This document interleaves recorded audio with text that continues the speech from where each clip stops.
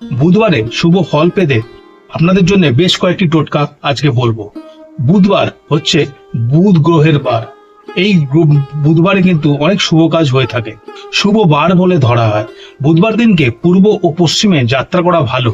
যাদের বুধ নিচস্থ আছে তাদের বুধকে স্ট্রং করার জন্য কয়েকটি টোটকা আপনারা করে দেখতে পারেন।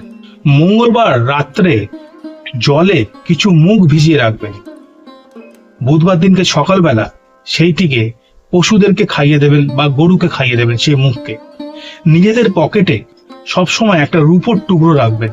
রূপোর টুকরোটা চৌকো হলে বেশি ভালো হয়। একটি সিকি, একটু জব আর একটু সর্ষে একত্রে জলে ভাসিয়ে দিন।